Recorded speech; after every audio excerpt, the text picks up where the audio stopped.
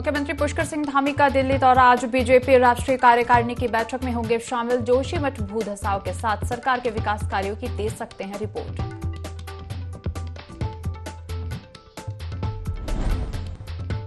खटीमा में उत्तरायणी कौतिक मेले का आयोजन। सीएम पुष्कर सिंह धामी हुए शामिल। जनता को दी मकर संक्रांति की बधाई।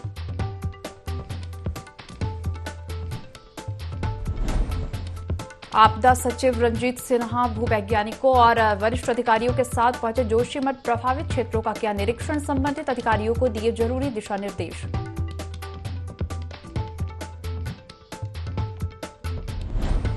पंचबद्री में से एक भगवान आदिबद्री के खुले कपाट। दर्शन के लिए भक्तों का लगा तांता।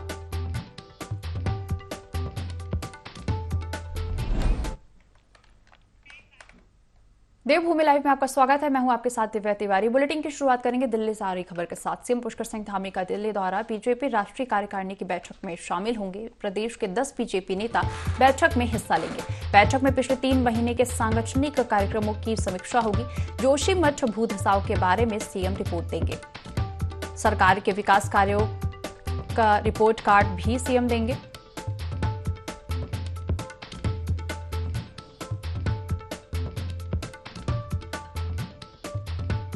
दिल्ली से इस वक्त की बड़ी खबर हम आपको बता रहे हैं, जहां सीएम पुष्कर सिंह धामी का आज दिल्ली दौरा है। बीजेपी राष्ट्रीय कार्यकारिणी की बैठक में सीएम पुष्कर सिंह धामी शामिल होंगे। प्रदेश के 10 बीजेपी नेता बैठक में हिस्सा लेंगे।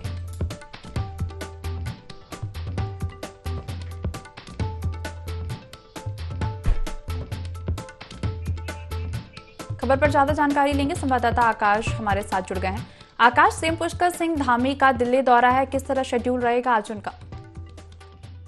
देखिए, बिल्कुल मुख्यमंत्री पुष्कर सिंह धामी कल ही दिल्ली जो है पहुंच गए थे, जहां पर आज वो बीजेपी की जो राष्ट्रीय कार्यकारिणी की बैठक है उसमें वो शामिल होंगे। और निश्चित तौर पर कहीं ना कहीं कह सकते हैं कि उत्तराखंड के तमाम और भी अगर हम खासतौर पर बात करें तो 10 संगठन के बड़े नेता भी इस बैठक में शामिल होने वाले हैं। महत्वपूर्ण बात यह है कि जिस तरीके से मुख्यमंत्री पुष्कर सिंह धामी पहले जो कार्य समिति की बैठक हुई उसमें भी गए थे और संगठन की तरफ से 3 महीने के लिए जो कार्य दिए गए थे उसकी समीक्षा एक तरीके से की जाएगी और किस तरीके से उत्तराखंड में काम किए गए हैं। साथ ही साथ अगर हम बात करें तो सरकार में क्या कुछ उपलब्धियां पिछले दौर में रही हैं, उन तमाम चीजों को लेकर भी चर्चा की जाएगी। और जो सूत्र है वो ये बता रहे हैं कि जिस तरह के उत्तराखंड में भू धसाव हुआ है उसको लेकर के हाल ही में जो बीजेपी के राष्ट्रीय अध्यक्ष जेपी नड्डा है उन्होंने बातचीत की थी। खुद प्रधानमंत्री लगातार मॉनिटरिंग कर रहे थे। गृह मंत्री अमित शाह की बात की जाए वो भी लगातार बैठकर उन्होंने की थी। तो ऐसे माना जा रहा है कि जो सूत्र वो बता रहे हैं कि दुश्मन में जो भू धसाव हुआ है उसको लेकर भी अपनी रिपोर्ट मुख्यमंत्री सौंप सकते हैं, बता सकते हैं कि किस तरीके से जो है वहाँ पर भू धसाव हो रहा है, कुछ कार्य जो है प्रदेश सरकार के वहाँ पर किए जा रहे हैं। विस्थापन के लिए लोगों को प्रभावित होने की कुछ मदद दी जा रही है। तो कह सकते हैं काफी अहम दौरा ये रहने वाला है और आज भी मुख्यमंत्री जो है दिल्ली में ही प्रवास करेंगे। और निश्चित तौर पर कह सकते हैं कि आने वाले समय में जिस तरीके से दुश्मन में भू धसाव हुआ है, तमाम चीजें हुई हैं, तो संभवतः कई केंद्रीय मंत्रियों से भी जो है मुख्यमंत्री मुलाकात कर सकते हैं। आकाश, जुड़ने के लिए और तमाम जानकारी साझा करने के लिए आपका धन्यवाद।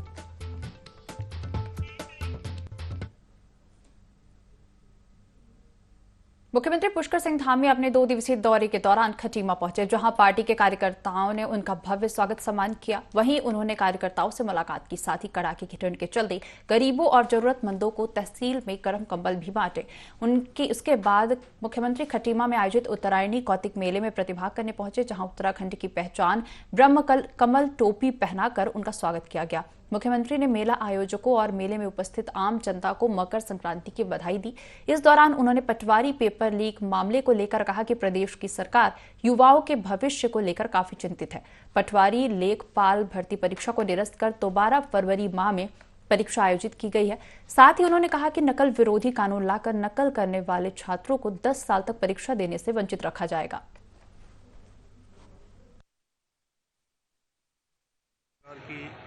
गड़बड़ हुई है, क्वेश्चन बैंक पे कुछ लीक हुआ है, तो हमने तत्काल कार्रवाई करी है। 5 के 5 आरोपियों को पकड़ लिया गया है, उनको जेल भेज दिया गया है और परीक्षा रद्द कर दी गई है और साथ ही परीक्षा की नई तिथि भी घोषित कर दी गई है। और इस परीक्षा में जाने के लिए क्योंकि हमारे बच्चों को, बेटे बेटियों को किसी प्रकार की असुविधा न हो, किसी प्रकार का शुल्क मिलना पड़े, एक तो परीक्षा उनके लिए निःशुल्क होगी।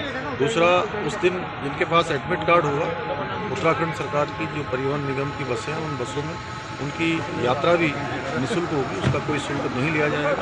और इसके लिए हम और कड़ा प्रावधान करने वाले मंत्रिमंडल में हमने तय किया है कि अब 10 साल तक की कैद, उनकी सारी नकल कराने वालों की सारी संपत्ति कुर्क की जाएगी, सारी संपत्ति जब्त की जाएगी। सचिव आपदा प्रबंधन डॉक्टर रंजीत कुमार सिन्हा जोशीमठ पहुंचे, जहां उन्होंने औली रोप वे, मनोहर बाग, शंकराचार्य मठ, जेपी कॉलोनी आदि भूधसाव प्रभावित क्षेत्रों का स्थलीय निरीक्षण किया। इस दौरान उनके साथ भूवैज्ञानिक और अन्य वरिष्ठ अधिकारी भी मौजूद रहे। वहीं उन्होंने कहा कि औली रोप वे और शंकराचार्य मठ के निकट वाले क्षेत्रों का निरीक्षण किया गया है। साथ ही इससे संबंधित अधिकारियों को दरारों के पैटर्न और बढ़ोतरी की निरंतर मॉनिटरिंग सुनिश्चित करने के निर्देश दिए गए। क्रैक्स एक लाइन से डेवलप हो रहा है। जो आपका मनोहर बाग वाला फैसेट है, जो एरिया है, उस एरिया में ज़्यादा है। इस एरिया में देख रहा हूँ जो मठ वाला फैसेट एरिया है उसमें कम। तो ये कोशिश कर रहा हूँ ताकि ये एक सारे क्रैक्स एक साथ मिले तो मिलने की दशा में थोड़ी दिक्कत हो सकती है। प्लस हमको ये भी देखना पड़ेगा जो टावर है वहाँ क्रैक्स, उसको मॉनिटर करना पड़ेगा ताकि उसमें कोई दिक्कत ना आए। तो जियो फिजिकल इन्वेस्टिगेशन के लिए आई है टीम, जो अंदर का पूरा प्रोफाइल देखेगी, अंदर का पानी का बहाव क्या है, किस तरह का चैनल बने हुए हैं, वो सारी जांच करके हमें रिपोर्ट।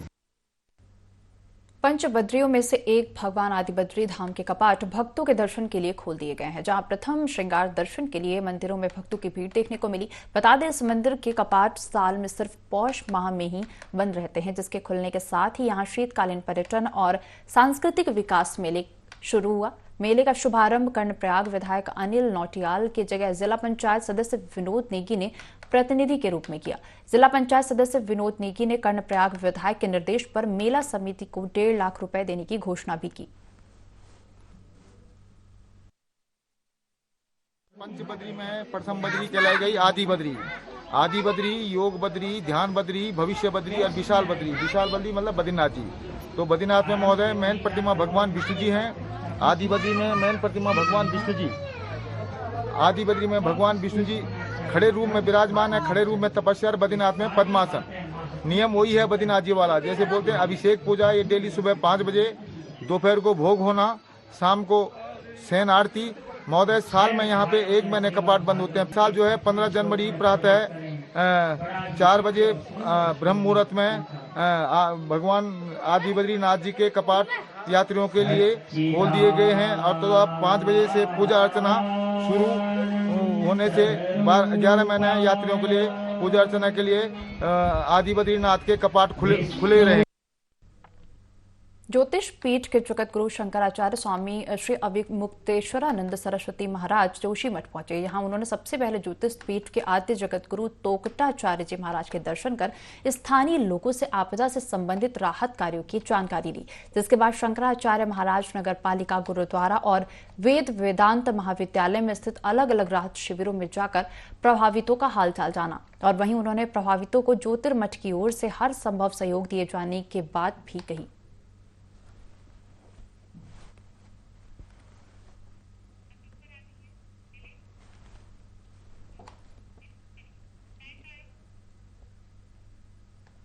देहरादून में कोविड-19 में स्वास्थ्य विभाग में लगे हेल्थ वर्कर एक बार फिर अपने नियमितीकरण की मांग को लेकर सड़क पर उतरने वाले हैं। दरअसल कोविड काल में स्वास्थ्य विभाग ने 2600 पदों पर हेल्थ वर्कर लगाए थे, जिन्हें कोविड-19 समाप्त होने के बाद हटा दिया गया। हालांकि 6 माह के लिए सरकार ने इन वर्करों का समय बढ़ा दिया था, जिसके चलते अब मार्च में इन्हें हटा दिया जाएगा, जिसको लेकर हेल्थ वर्कर्स में काफी आक्रोश है। हेल्थ वर्कर संगठन का कहना है कि सरकार ने जल्द ही उनका नियमितीकरण नहीं किया तो वह सरकार के खिलाफ सड़कों पर उतरेंगे। ये प्रेस वार्ता इसलिए की जा रही है जिस समय पे सरकार के हाथ पांव फूले हुए थे और हमारे जितने भी कर्मचारी हैं, जिनको योद्धा का नाम दिया कोरोना योद्धा, वो अपनी जान पे मतलब एक बाजी लगाकर पूरी जनमानस की रक्षा कर रहे थे। अब जो वर्तमान समय है 6 महीने तो हमें धरने पे बैठा दिया गया। भाई 15 सितंबर को आदेश निकाले, उससे पहले भी आदेश निकाले, उन पे उचित कार्रवाई नहीं की है सरकार द्वारा। जो स्थायी पद हैं उन पे न भर्तियां हुई हैं आज तक, और जितने भी अस्थायी पद हैं और उनमें जितनी भी भर्तियां होनी थी, उनमें जितने भी हमारे कर्मचारी, आधे लोगों को लिया गया, उसमें आधे लोगों को ही बाहर रखा गया है। और जिनको लिया गया है उनकी जो वेतन है, वेतन राशि वो आज 3 महीने पूरे हो चुके हैं और उनको अभी तक वेतन नहीं दिया गया। सिडकुल के बहुचर्चित डकैती मामले में फरार चल रहे आरोपियों को पुलिस ने गिरफ्तार कर लिया है, जिनमें से 4 आरोपियों को पुलिस ने पहले ही गिरफ्तार कर लिया था और बाकी 3 फरार चल रहे 10-10 हजार के इनामी बदमाशों को भी गिरफ्तार कर लिया। बता दें, कंपनी में गार्डों को बंदी बनाकर आरोपियों ने घटना को अंजाम दिया था। वहीं पुलिस को आरोपियों के पास से 40 लाख की बरामदगी पहले ही कर ली थी।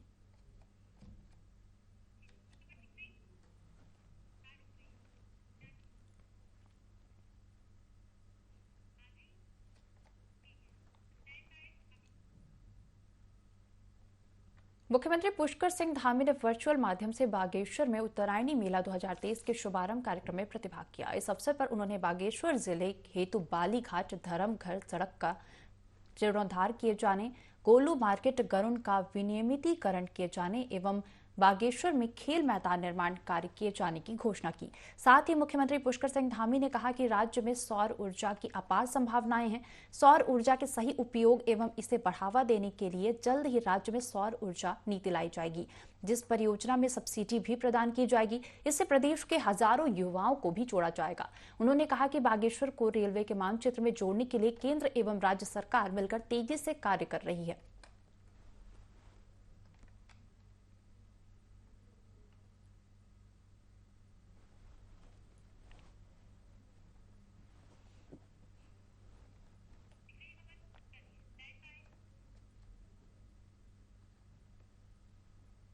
मुख्यमंत्री पुष्कर सिंह धामी मकर संक्रांति के पर्व पर चंपावत जनपद के टनकपुर पहुंचे। इस दौरान उन्होंने रोडवेज वर्कशॉप का निरीक्षण किया और योजना के प्लान के बारे में जानकारी ली। इसके बाद उन्होंने क्षेत्र के विकास के लिए कई योजनाओं का शिलान्यास किया। साथ ही उत्तरायणी कौतिक मेले का शुभारंभ भी किया।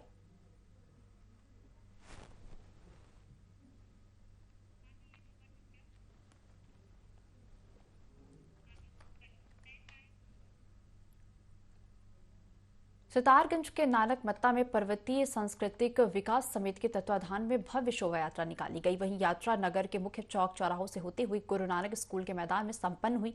इसी के साथ नानक मत्ता में 2 दिवसीय उत्तरायणी कौतिक का शुभारंभ हुआ, जिसके बाद सांस्कृतिक समितियों ने रंगारंग कार्यक्रमों को प्रस्तुत कर श्रोताओं को भाव विभोर कर दिया। तो वहीं नन्हे मुन्ने बच्चों ने सुंदर अभिनय से कार्यक्रम में 4 चांद लगा दिए।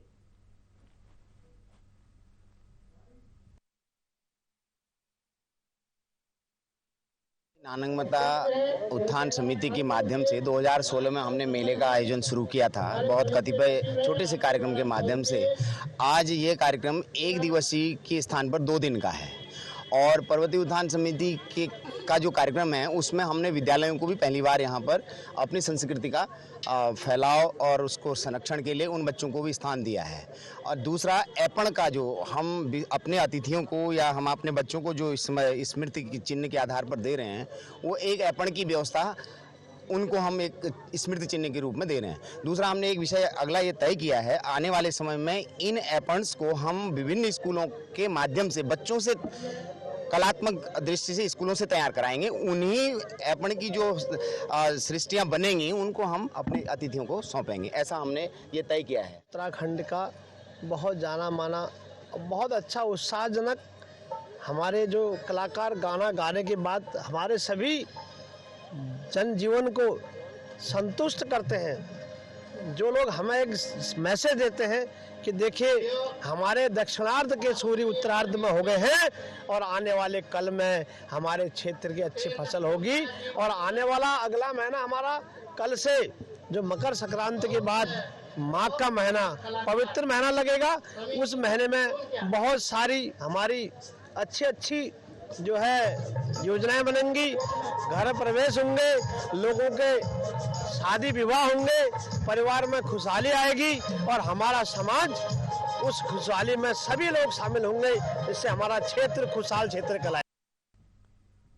जोशीमठ में भू धसाव आपदा के चलते चुन्या त्योहार पर्व पर ग्रहण लग गया। चुन्या त्योहार को जोशीमठ में बड़े ही हर्षोल्लास के साथ मनाया जाता है। तो आपदा पीड़ितों का कहना है कि अब ना घर बचा है और ना ही आशियाना।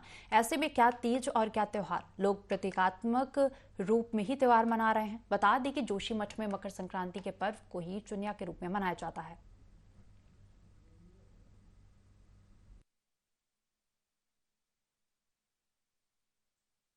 इसरो के कल एक वेबसाइट में एक फोटो आया था, तो कल रात मैंने इसरो के जो डायरेक्टर उनसे बात की है और मैंने कहा अगर सच्चाई है तो आप उस पर एक अधिकृत बयान दीजिए। तो कल मुझे पता चला है कि उन्होंने वो फ़ोटो हटा दिया है, तो मुझे किसी को पैनिक होने की ज़रूरत नहीं है और धीरे धीरे सारी स्थितियाँ सामान्य होने वाली हैं और शासन प्रशासन और पूरी सरकार जो है जोशीमठ की जनता के साथ। सड़क सुरक्षा सप्ताह के अंतर्गत प्रदेश भर में तरह तरह के जागरूकता कार्यक्रम किए जा रहे हैं। इसी क्रम में जनपद ऊधम सिंह नगर के जसपुर में बाइक रैली निकाली गई। रैली धर्मपुर चौकी से शुरू होकर बाजार चौकी में समापन को प्राप्त हुई। रैली के माध्यम से लोगों को यातायात नियमों की जानकारी दी गई, साथ ही लोगों को हेलमेट लगाने की अपील भी की गई। जागरूकता कार्यक्रम में पुलिस अधिकारी शामिल रहे। 33वां सड़क सुरक्षा सप्ताह चल रहा है, स्वच्छता पखवाड़ा, जिसके दृष्टिगत उच्चाधिकारियों के निर्देश पर ये 11 तारीख से लगातार यातायात जागरूकता अभियान चला हुआ है। इसी क्रम में आज जसपुर क्षेत्र में स्थानीय जनता की मदद से और पुलिस कर्मियों द्वारा सबने मिलकर एक रैली निकाली, जिसमें यातायात जागरूकता शुभ संदेश दिया गया। सभी को यातायात के नियमों के बारे में अवगत कराया गया। झबरेड़ा इलाके में पुलिस ने एक आरोपी को गिरफ्तार किया है, जो धोखाधड़ी कर बैंक के बाहर खड़े लोगों से पैसे ऐंठने का काम कर रहा था। आरोपी के पास से एक कार, बाइक और स्कूटी भी बरामद की गई। आरोपी देहात के क्षेत्र में कई घटनाओं को अंजाम दे चुका था, जिसे अब पुलिस ने गिरफ्तार कर लिया है।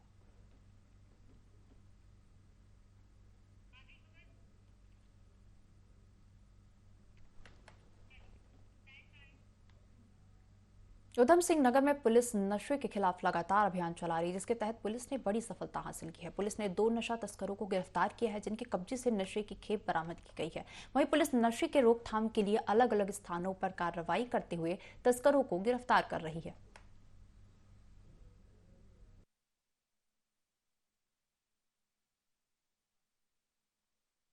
डीजीपी महोदय के निर्देशों के क्रम में नशे के विरुद्ध लगातार कार्रवाई की जा रही है। इसी क्रम में काशीपुर पुलिस को एक सफलता हासिल हुई है, जिसमें 2 अलग अलग अभियुक्तों से लगभग 10.5 ग्राम चरस, 10.5 ग्राम स्मैक और 510 ग्राम चरस मिली है।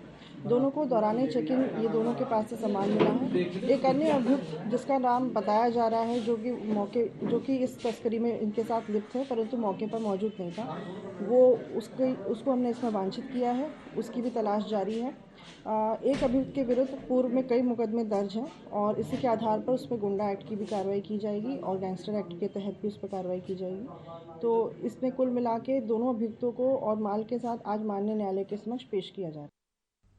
लक्सर के सुल्तानपुर कस्बा क्षेत्र में एक साथ 2 दुकानों में सेंधमारी की वारदातें सामने आई है, जहां चोरों ने लाखों की चोरी को अंजाम दिया। खबर मिलती है सुल्तानपुर पुलिस चौकी प्रभारी मनोज नौटियाल मौके पर पहुंचे और आगे की कार्रवाई की जा रही है।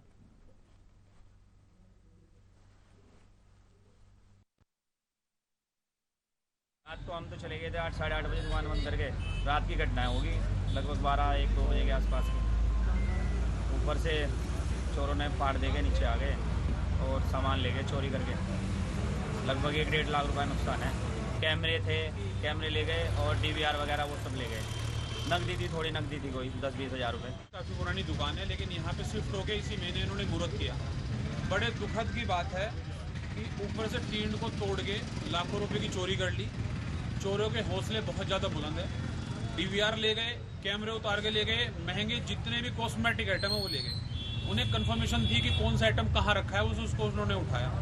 एक चोरी और संज्ञान में आई है। बीडी सिगरेट्स को लेकर उन्होंने शटर फाड़ा है और वहाँ से 50-60 हज़ार रुपये का सामान चोरी कर लिया। नशे का कारोबार सुल्तानपुर में बहुत ज़्यादा है और सब लोग पढ़े लिखे हैं, सब समझते हैं ये सब नशे के कारोबार करने वाले हैं। पुलिस को सूचना सुबह दे दी गई थी। नोटियाल जी से बात हुई है। हमारा प्रशासन से सब पूरा ये रहेगा कि जल्दी से खोलने का प्रयास करें और जल्दी से अगर जल्दी लगाया जाएगा तो हो सकता है कि जल्दी से कोई ना कोई पकड़ा जाए। मैं अभी सूचना पे मौके पर टीम मौजूद है और जो भी आगे तथ्य आएंगे उसके आधार पर। बाजपुर क्षेत्र कोसी नदी में अवैध खनन की शिकायत मिलने पर एसडीएम राकेश चंद्र तिवारी और तहसीलदार अक्षय कुमार भट्ट कोसी नदी क्षेत्र में निरीक्षण करने पहुंचे। राजस्व टीम ने हाईवे दोराहा से अवैध खनन में लिप्त 2 डंपरों को पकड़ा। एसडीएम ने बताया कि मैतखेड़ी से सुल्तानपुर पट्टी तक कोसी नदी का निरीक्षण किया है। राजस्व टीम को अवैध खनन पट्टों के अभिलेखों की जाँच करने के निर्देश दिए हैं।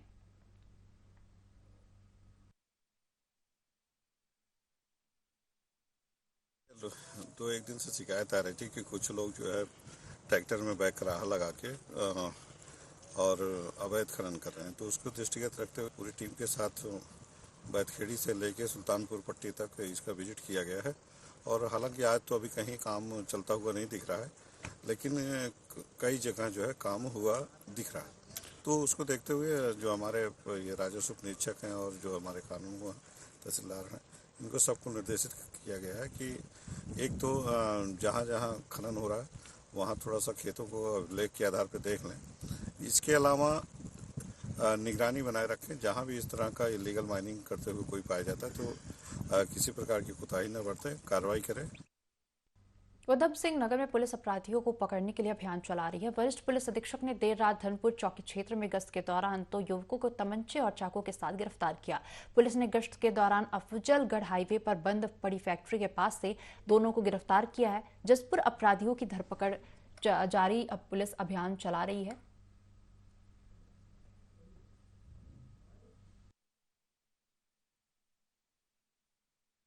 वरिष्ठ पुलिस अधीक्षक महोदय के आदेश से आजकल बॉर्डर पर और सभी थाना क्षेत्रों में संदिग्ध व्यक्तियों पर हम कार्रवाई कर रहे हैं। और रात्रि गश्त के दौरान हमने कल 2 संदिग्ध व्यक्तियों को चाकू के साथ पकड़ा था और कल रात्रि भी हमने 2 संदिग्ध व्यक्तियों को पकड़ा, तो उनके तलाशी में उनसे तमंचा और चाकू बरामद हुआ।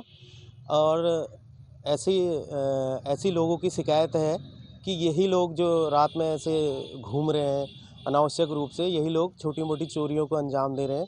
और आगे इस तरह से कार्रवाई जारी रहेगी ताकि चोरियों पर कंट्रोल किया जा सके। इस बुलेटिन में फिलहाल इतना ही। बने रहिए IND 24 के साथ।